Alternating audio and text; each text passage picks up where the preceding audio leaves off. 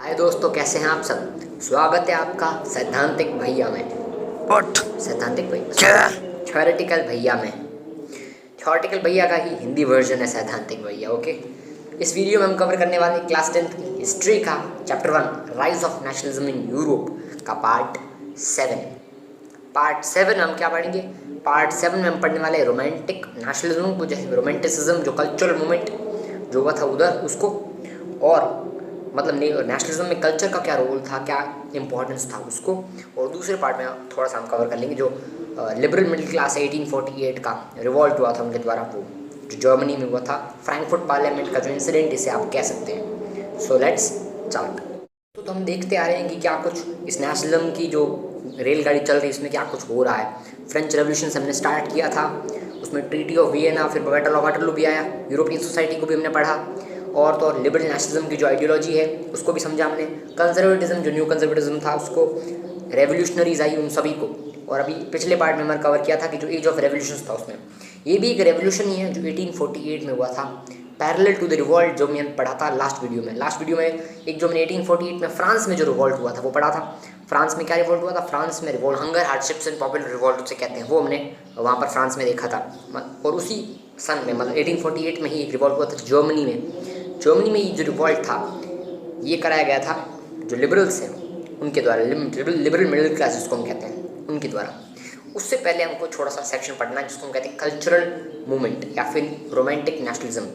मतलब क्या है कि देखो, हमने देखा कि नेशनलिज्म फैल रहा है, राष्ट्रीयता की भावना फैल रही है, राष्ट्रवाद की जो भावना ये जो फैल रही है, क्या इसमें सिर्फ युद्धों का ही रोल था? क्या सिर्फ युद्ध ही हुए, वॉर हुए जिनके थ्रू ये नेशनलिज्म फोर जो है लोगों के मन में, लोगों के हृदय में? नहीं, कल्चर का भी उतना ही इम्पोर्टेंट रोल रहा है इस नेशनलिज्म को फॉर्ज करने में। कल्चर मतलब art, poetry, folklore, folk songs. Art हम देखते हैं ना, कलाकृतियाँ हैं, कलाकृतियाँ हैं, और हम देखते हैं म्यूज़िक है। कल्चर में सब आता है, म्यूज़िक है, फोकलोर सॉन्ग, बलाड्स होती है, हमारी जो पुरा गाथाएँ होती है, पुरानी कहानियाँ होती, वो सब हमारे कल्चर का पार्ट होता है। हमारी जो पुरानी सब कुछ चीज़ें जो हमने सहेज कर रखी है, जो हमारे विरासत के रूप में मिली हैं, उन सब का भी रोल होता है कहीं ना कहीं हमें राष्ट्र से प्रेम करने में, मतलब नेशनलिज्म की भावना को फोर्ज करने में।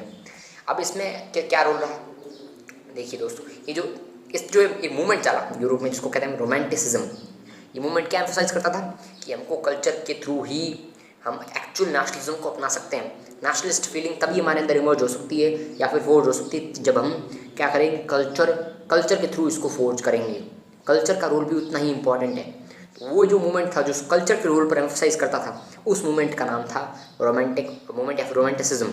ठीक है, ये जो रोमांटिक थिंकर्स थे, मतलब जो इस विचारधारा के अंतर्गत आने वाले जो लोग, जो सोचने वाले थिंकर्स, मतलब जो सोचने वाले जो लोग थे, वो क्या सोचते थे कि साइंस और रीज़न सब बात की बातें हैं। मतलब ये साइंस और रीज़न को बढ़ावा नहीं देते थे, ये जो बढ़ावा देते थे इमोशंस को, भावनाओं पर ये बल देते थे। साइंस और रीज़न, तर्क पर नहीं बल देते थे, ये भावनाओं पर अधिक बल देते थे। इसमें एग्जाम्पल कौन है? जॉन गॉटफर्ड हर्डर नाम याद रखिए, जर्मनी के। इन्होंने, ये रोमांटिक थिंकर थे, इन्होंने कहा था कि हमको जो वहाँ का फोकलोर है, जिसे हम कहते हैं दास वॉल्क है, वो दास फॉल्क मतलब फोक, मतलब क्या होता है फोक, मतलब लोग वहाँ के, फोकलोर मतलब वहाँ के जो लोगों द्वारा रची गई जो कहानियाँ हैं वो सब, दास वॉल्क उन्होंने एम्फोसाइज किया जर्मनी में।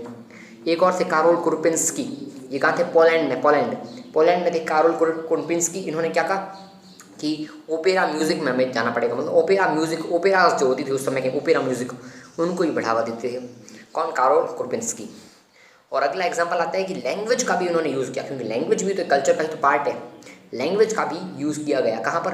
पोलैंड के कुछ रीजन्स जो कि रशियन एम्पायर के कंट्रोल में थे, वहाँ पर लोगों ने पॉलिश लैंग्वेज का यूज़ करके, मतलब पॉलिश मतलब उनकी लैंग्वेज, पोलैंड की लैंग्वेज पॉलिश, उस लैंग्वेज का यूज़ करके अपनी नेशनलिस्ट फीलिंग को शो किया। इस तरह से ये कल्चरल जो मूवमेंट चला, यानी cultural nationalism, cultural movement, romanticism, ये हमने पढ़ लिया। इस पर हमेशा क्वेश्चन आता है, बहुत इंपॉर्टेंट क्वेश्चन इस तरह से आता है कि वॉर्स का ही सिर्फ रोल नहीं रहा है, स्टेटमेंट भी जाता है, कल्चर ने भी उतना ही इंपॉर्टेंट रोल प्ले किया है नेशनलिज्म को फोर्ज करने में। आप एनालाइज कीजिए स्टेटमेंट को, तो ये क्वेश्चन है आपका जो मैंने अभी पूरा क्लियर कर दिया है आपको। ठीक है, एग्जाम्पल्स देने बहुत ज़रूरी है चीज़ों में, बीच बीच में एग्जाम्पल्स देने ज़रूरी हैं। तो अब हम समझते हैं 1848 का जो लिबरल मिडिल क्लास का जो रिवॉल्ट था उसको। रिवॉल्ट की एक सीरीज चली आ रही थी। 1848 में फ्रांस में भी एक रिवॉल्ट हुआ था जो कि सक्सेसफुल हुआ था। वहाँ पर उन्होंने जो नेशनल असेंबली थी उसने रिपब्लिक प्रोक्लेम किया था फ्रांस को। यहाँ पर जर्मनी में क्या हुआ, लिबरल मिडिल क्लास जितनी भी होती ना वो ऑर्गेनाइज हुई। लिबरल मिडिल क्लास में कौन, वहाँ के लोग, मतलब आर्टिसंस हो गए, बिजनेसमैन, एजुकेशन, मतलब जो एजुकेटेड पीपल थे वो सब ऑर्गेनाइज हुए। उन्होंने प्रोसेशंस को हेड किया किसकी तरफ, एक वहाँ पर जगह है फ्रैंकफर्ट पार्लियामेंट। उस फ्रैंकफर्ट पार्लियामेंट में सेंट पॉल चर्च में कन्वीन हुई थी ये फ्रैंकफर्ट पार्लियामेंट में, ये सब सभा बैठी।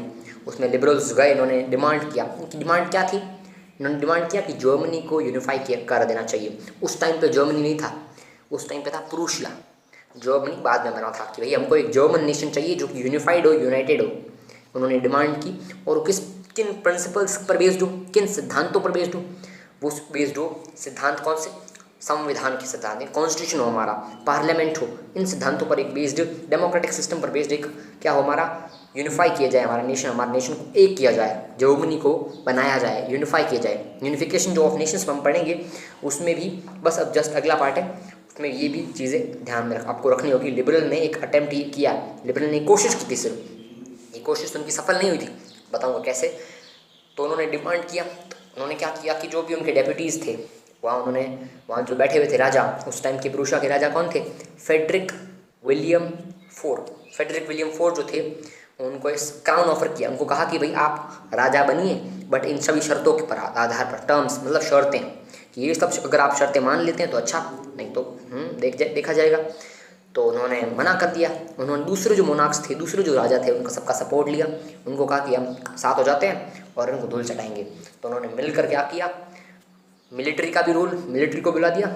मिलिट्री और मोनार्की ने कंबाइन होकर इन सभी लिबरल्स को हरा दिया और इस तरह से पार्लियामेंट का जो सोशल बेसिस था वो इरोड हो गया। इनका सपोर्ट ये जो लिबरल्स थे, इन्होंने लोकल जो पीजेंट्स और आर्टिसंस वहाँ के जो उनकी डिमांड नहीं मानी, इसलिए इनका सपोर्ट धीरे धीरे खोते गए ये सपोर्ट, और इस तरह से ये रिवोल्ट भी फेल हो गया। फेल ज़रूर हुआ बट इसका एक इंपॉर्टेंट रोल रहा जर्मन सोसाइटी पर कि कैसे लिबरल नेशनलिज्म की जो फीलिंग है उसको फोर्ज किया जाए, उसमें फोर्ज करने में इसका इंपॉर्टेंट रोल रहा, बट ये फेल हो गया। इसमें एक और इम्पॉर्टेंट चीज़ ये आती है कि यहाँ पर वुमेन का रोल था।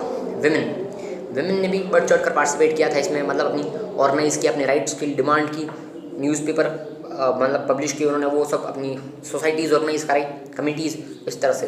बट क्या हुआ कि इस जो रिवॉल्ट था, इसमें आप देखो फोटो है बुक में, इसमें जो वुमेन है वो ऊपर की साइड है, एकदम साइड में बैठा दी गई है।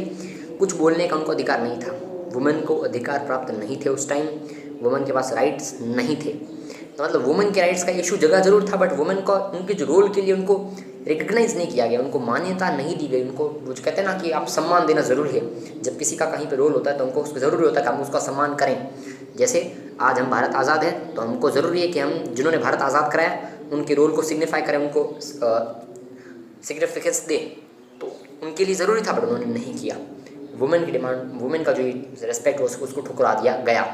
तो ये जो था, ये था 1848 का लिबरल मिडिल क्लास का रिवॉल्ट। ओके, मैं उम्मीद करता हूँ समझ में आया होगा आपको, बहुत मैंने इजीली एक्सप्लेन करने की कोशिश की है।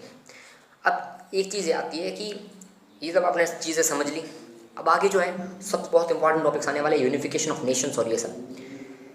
एक चीज़ आती है कि आपको अच्छे से समझना चाहिए इन चीज़ों को, आपको डाउट अपने मन में कहीं नहीं रखना है, डाउट हो तो पूछना है, कमेंट करना है, सीधी बात है।